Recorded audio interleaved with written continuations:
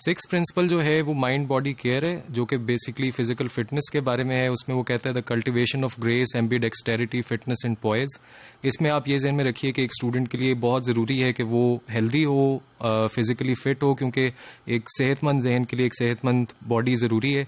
Seventh principal जो है वो उसका सिस्टम्स थिंकिंग है, जिसमें वो ये कहता है कि एक recognition and appreciation of the connectedness of all things and phenomena.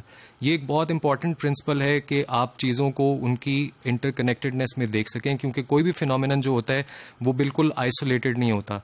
उसको आपको इंटरकनेक्टेडनेस में देखना पड़ता है, क्योंकि जो इवेंट्स हिस्टोरिकली होते हैं उनकी एक टाइम डायमेंशन भी होती है। अगर किसी सोसाइटी के अंदर हो रहे हैं तो वहाँ पे उस सोसाइटी के अंदर जो सोशल सेटअप है और फिर जो इंडिविजुअल है उसकी अपनी थिंकिंग, उसकी अपनी इंटरप्रिटेशन, ये सब भी उसमें शामिल होता है। तो आप चीज़ों को इंटरकनेक्टेडली जब तक नहीं देखेंगे उस वक्त तक आप उनकी एक होलिस्टिक अंडरस्टैंडिंग नहीं डेवलप कर सकते। आइसोलेशन में देखने का नुकसान ये होता है कि उसके बहुत सारे फीचर्स जो कि आपको सिर्फ उसके कॉन्टेक्स्ट के साथ रिलेशन में समझ में आएंगे वो उसमें से मिस आउट हो जाते हैं। तो ये जो 7 प्रिंसिपल्स हैं आप कोशिश करें कि इनको स्टूडेंट्स में इंस्टिल करें। जो भी टीचिंग मेथड आप डेवलप करें उसमें ये 7 प्रिंसिपल्स को आप इनकॉर्पोरेट कर सकते हैं। मैं जो आपको एट बेस्ट जो गाइडलाइन दे सकता हूँ after studying this Damasio model and then जो हमने 7 प्रिंसिपल्स देखे, वो ये है कि एक 4 स्टेप प्रोसेस आप अपने जहन में रखिए जब आप टीचिंग मेथड डेवलप करें। वो 4 स्टेप प्रोसेस ये है कि पहले स्टेप में upgrading the source that produces art, जिसका मतलब ये है कि अगर आपने आर्ट को अपग्रेड करना है, एक स्टूडेंट के इम्प्रूव करना है, तो आपको उसके जहन को इम्प्रूव करना पड़ेगा, क्योंकि सोर्स जो है वो जहन है।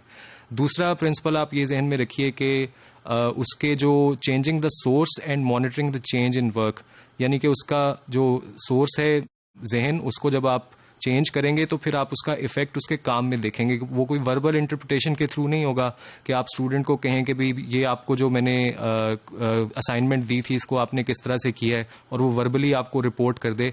आपको कॉन्क्रीटली उसके काम में देखना पड़ेगा, क्योंकि जो मेंटल कैपेबिलिटीज़ हैं वो प्रैक्टिकल वर्क में ही आप उनको टेस्ट कर सकते हैं। और फिर आपके अंदर ये एबिलिटी भी होनी चाहिए, जो कि तीसरा स्टेप है, कि जिसमें आप एक काम के अंदर जो खामियां हैं उनको देखते हुए जहन के बारे में एक जजमेंट बना सकें कि इसके जहन को फर्दर किस एरिया में इंप्रूव करने की जरूरत है। और ये आपको इंडिविजुअल स्टूडेंट्स के साथ इंडिविजुअली करना पड़ेगा, कलेक्टिवली आप नहीं कर सकेंगे, क्योंकि हर स्टूडेंट जो है उसके अंदर डिफरेंट तरह की शॉर्ट कमिंग्स हो सकती हैं। किसी की इमेजिनेशन का मसला हो सकता है, किसी के साथ ऑब्जर्वेशन का मसला हो सकता है, कोई जनरली किसी के इंटेलिजेंस फैक्टर को डेवलप होने की जरूरत होती है। तो ये आपको खुद से टेलर करना पड़ेगा अकॉर्डिंग टू एवरी स्टूडेंट। और उसके बाद फोर्थ जो सबसे इंपॉर्टेंट है वो ये है कि आपकी ये सारी जो ट्रेनिंग आप स्टूडेंट्स को दे रहे हैं, जिसमें ये प्रिंसिपल्स हैं, जिसमें ये अंडरस्टैंडिंग जो भी आपकी, आपको कंटिन्यूअली इसको भी रिफाइन करने की जरूरत है। यानी कि आपको अपनी अप्रोच, अपनी इंटेलिजेंस के बारे में भी क्रिटिकल होने की जरूरत है। आप कंटिन्यूअसली ऑब्जर्व करते रहें कि आपका मेथड किस तरह से फर्दर इंप्रूव हो सकता है।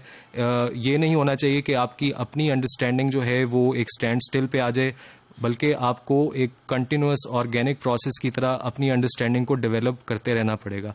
तभी ये जो प्रिंसिपल्स हैं ये स्टूडेंट्स के अंदर ट्रांसफ़र हो सकते हैं।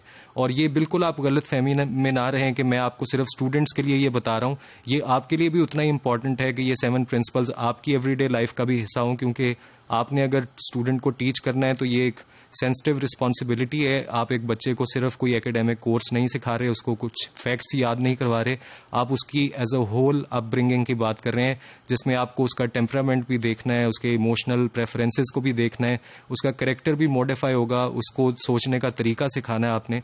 तो ये आप जहन की एक रिस्पॉन्सिबिलिटी है और एक फाउंडेशन का टाइम होता है एलिमेंट्री स्कूल, जहाँ पे आपने उसके अंदर ये सलाहियतें डेवलप करनी है।